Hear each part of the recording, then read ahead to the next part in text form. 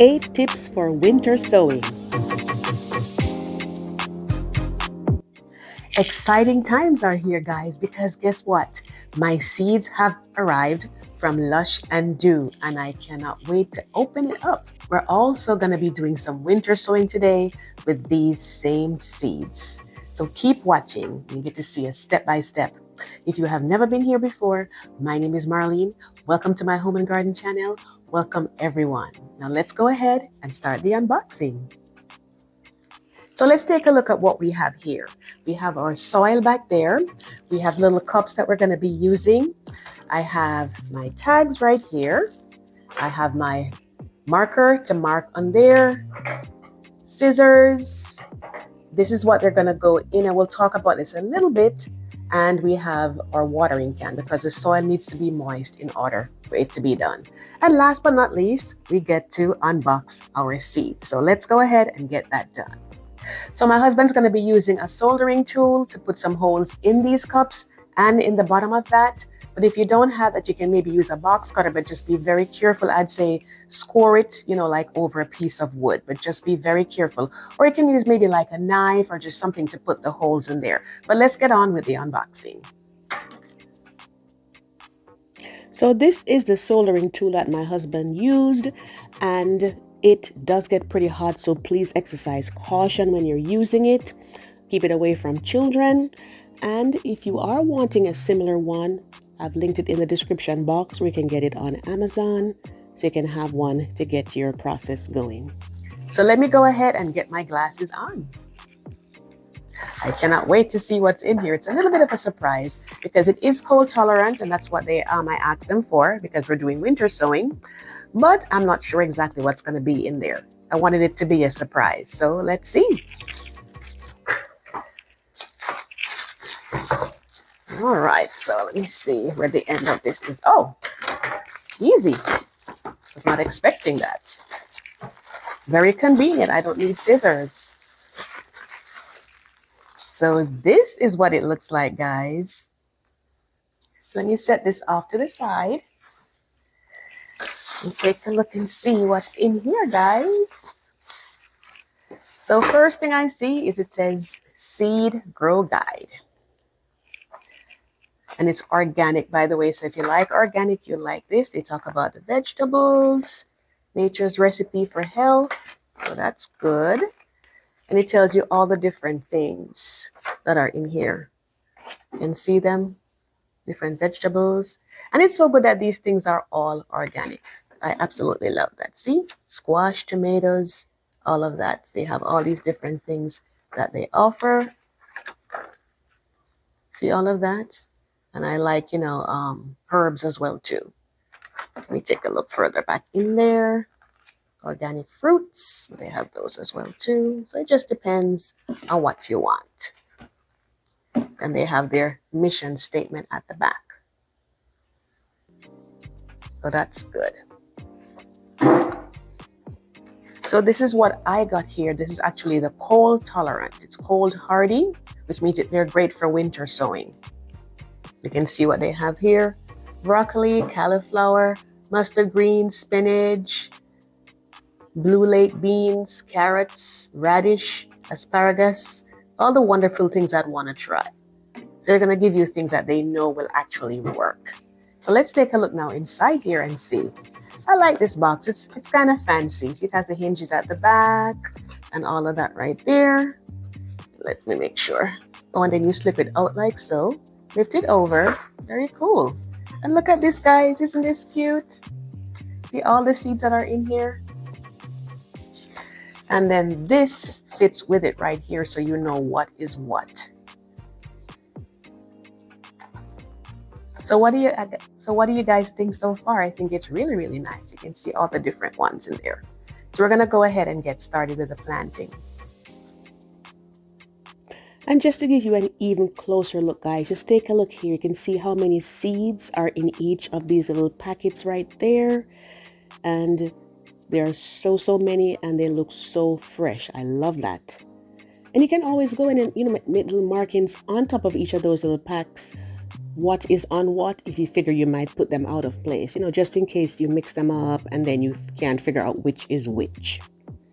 Which brings me now to my second tip, which is to use my discount code, 15% off when you use the code that's in my description box below. So be sure to grab a hold of that, guys.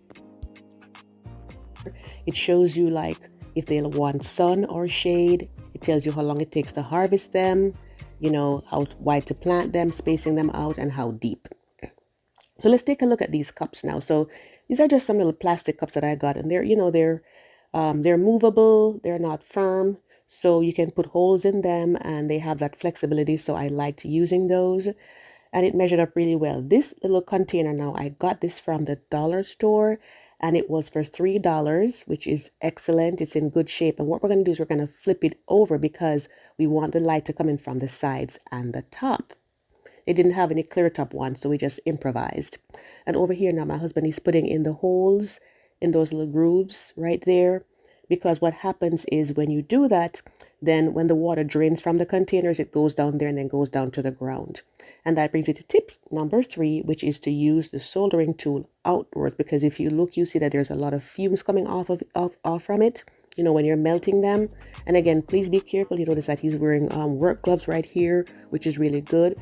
If it's really bad outside and you can't get out there to do this, then you can do it inside in a more ventilated area. But I'd say go outdoors to do this part if you can. You can see how it looks. It looks pretty neat. I think he did a really good job. And over here now, he's doing the other side, which doesn't give as many fumes, thankfully, and just going in and spacing them out individually. And this is kind of going to act like a little area, almost like a little sprinkler coming down, and then when it rains. So the holes, he made them a little bit smaller on the top than at the bottom. Now, some people, they use like milk jugs, in which case the hole is at the top, so the water is going to come into that and water the plants. But either way, they will get water coming in. It could be that it's snow going to fall on them. When the snow melts, it's going to go down in there, and they'll be hydrated, so your plants will be healthy, when they're coming up. You don't have to, worry about doing too much with them. But it's always good to keep a check on them just to make sure that they're in good state, that the soil has not dried out or anything like that.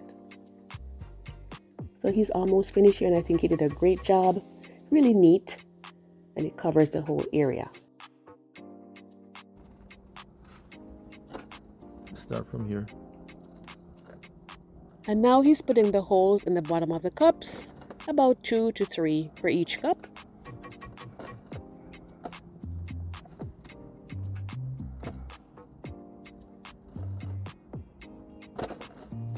And that brings me on to number 4, which is to use labels, because we're going to go ahead and get starting to plant them now. So I didn't use the newer ones, and I'm just showing you here that these match up to what's on the chart, which we talked about before. But over here now, these are tags that I used before, and I'm using them again. And these are from the dollar store. And this was a tip in my recent gardening hacks video. So if you haven't seen that yet, I'll link it at the end. You can always check that out if you like as well. It helps you save money and time.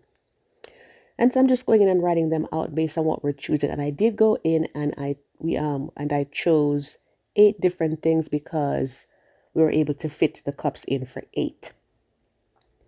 And of course you could choose whatever you like, but we always say try to, go for things that are more cold tolerant when you're doing them. It's highly recommended. It should say either cold tolerant, it should say hardy, or it may say needs cold stratification. Those are different hints to you that, it can take winter sowing, because not everything is going to be good for winter sowing.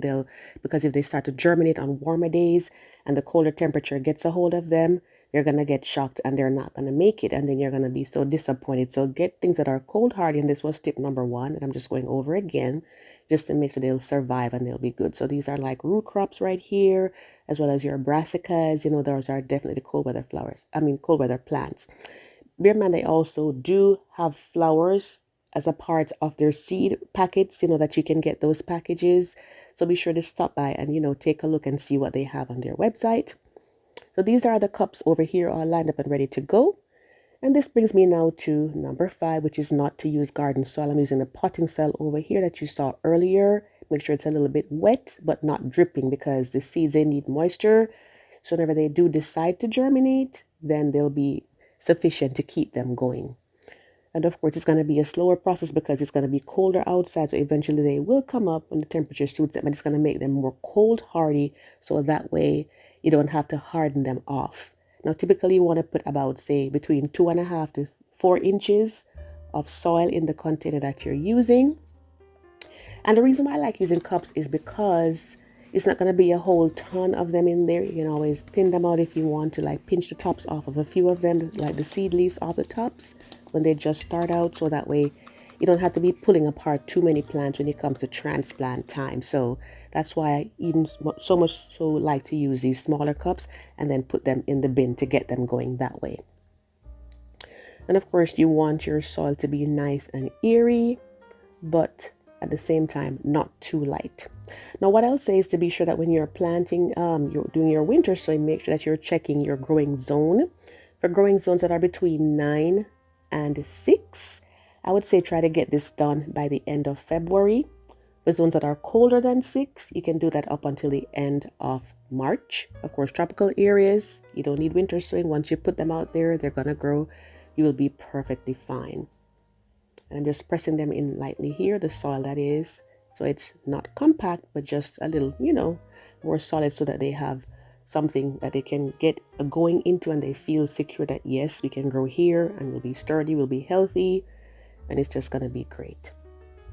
So we're going to go ahead and get the first one started. And these are the broccoli seeds. And you can see how small they are. So I'd say maybe, I wouldn't count them. I wouldn't try to count them, but maybe like for that size, maybe like about a dozen or so, maybe 10. Because you don't want to, you want to save your seeds so that you have them year after year. And the good thing is the gift that keeps on giving, because, if you allow some of these plants to go to seed, then you can always collect the seeds. And I'm showing you here that we want to have it so that your, what the container it's in, there's enough space for your plant to come up. And there's room over them, when the leaves come out before transplant time. These now are the mustard green seeds, and these are a little bit bigger.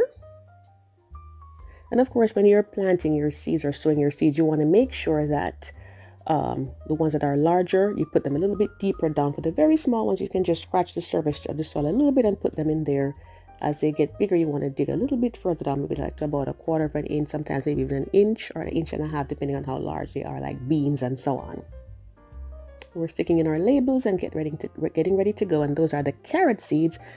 And I think those are probably the smallest ones in here. And bear in mind that carrot seed, and just like any other seed, they need contact with the soil. So just tap them in just very lightly, not too hard, because you don't want them to go too far down in there. So bear that in mind. So that's the next tip for you, to make sure that you press it in just a little bit when you put them in. Now, there are some seeds that actually like light, and they'll tell you about those specifically, but for the most part, they want to have the soil covering over the top of them. So this is everybody here now, all 8 of them.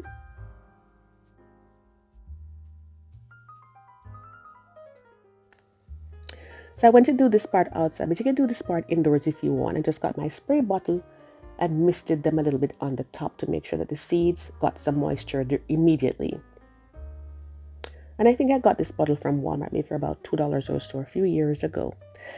And I just wanted to pause for a moment to invite you to subscribe to my channel if you have never done so before, so you can travel along with my gardening adventures.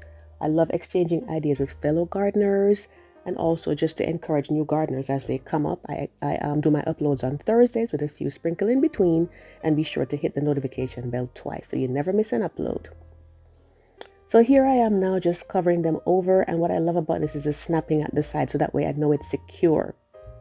So once I close them, you could maybe have a heavy wind, it could be like a little animal coming out and knocking them or something, and they're pretty much stable, I would say, from getting knocked over. And these are going to be placed on the ground, so they're down there.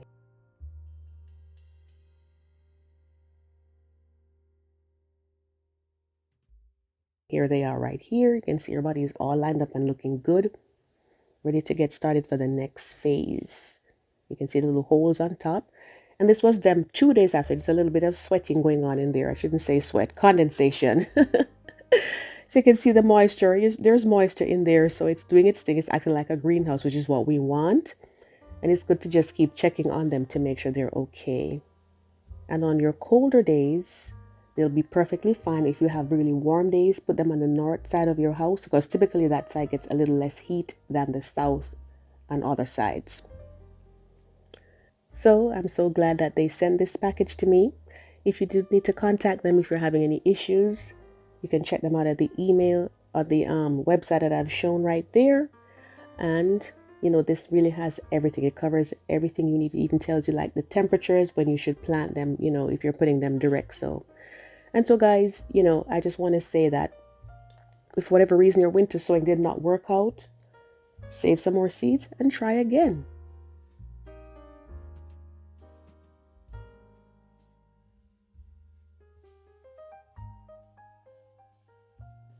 So we're going to wait for these, and that's tip number 8, which is patience. You know, gardeners need patience, and we learn that as we grow things, and the plants just reward us so wonderfully well when we give them the right care and just wait for them to do their thing.